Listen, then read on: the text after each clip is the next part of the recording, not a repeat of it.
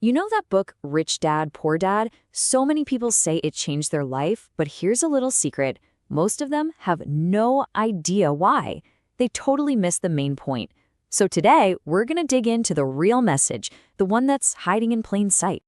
I mean, you've heard it a million times, right? Someone holds up this book and just says, this right here, this changed my life. It's basically become the go-to manual for anyone trying to get their finances sorted. But let's be real for a second. Do we really get why it hits so hard? Because I'll tell you, it's not what you think. It goes way, way deeper than just, buy assets. To really get to the heart of it, you have to understand the main conflict in the book. It's all about what's going on inside our own heads, this idea of the two voices within. So on one hand, you've got the poor dad. He's the guy who did everything he was supposed to do. Super educated, landed a stable government job, all about that steady paycheck. Then you've got the rich dad. No fancy degree, but he was laser focused on business and investing. And this is so, so important. Poor doesn't mean broke. It's a mindset. It's a whole way of thinking. And here is the big aha moment, the thing most people miss. The book isn't really about two literal dads. It's a metaphor for the two voices battling it out inside your own head.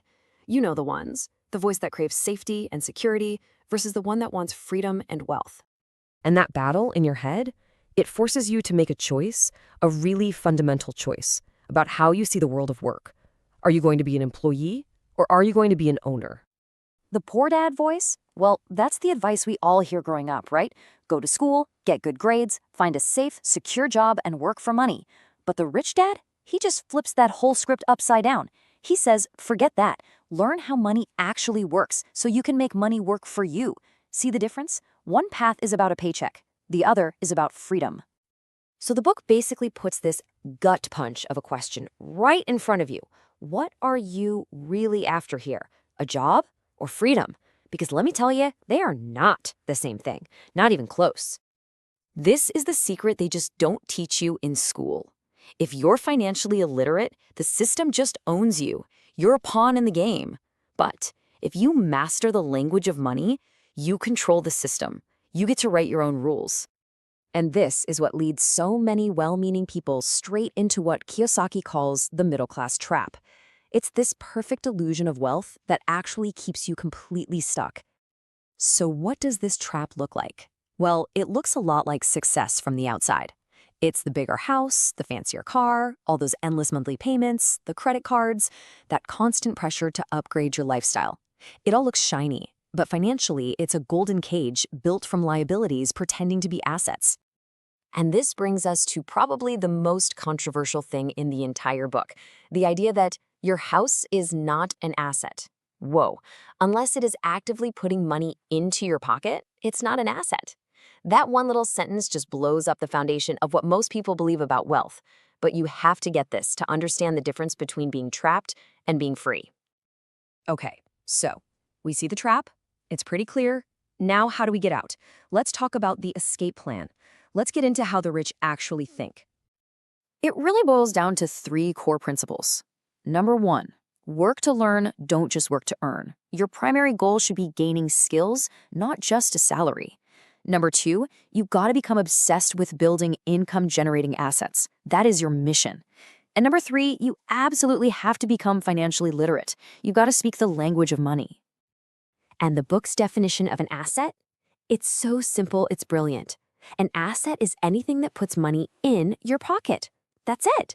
If it takes money out of your pocket, it's a liability. End of story.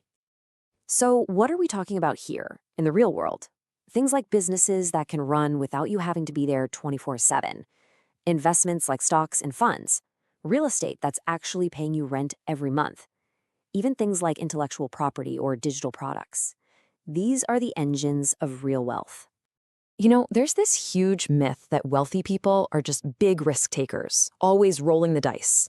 But that's not it at all. The rich don't avoid risk. They learn how to manage it. And they do that through education. They know what they're doing. So when you put all these pieces together, what do you get? You realize this book was never meant to be a step-by-step how-to guide. Its real purpose is to give you a complete and total mindset reset. And this is where every reader comes to a fork in the road. You can be the type 1 reader who closes the book and says, wow, that was amazing, and then goes right back to their old life. Or you can be the type 2 reader, the one who actually does something. They start that small investment, they build that side business, and that's when their life actually begins to change. Okay, I'm going to say something that might sound a little crazy right now. This book will not make you rich. Nope. Just reading the pages isn't going to magically fill up your bank account. That's not how it works. But what it offers you is something else, something way more powerful. See, the true gifts of this book aren't financial tips, they're psychological tools. It gives you a whole new identity. You stop seeing yourself as just an employee and start seeing yourself as an investor. It gives you permission to think differently than everyone around you.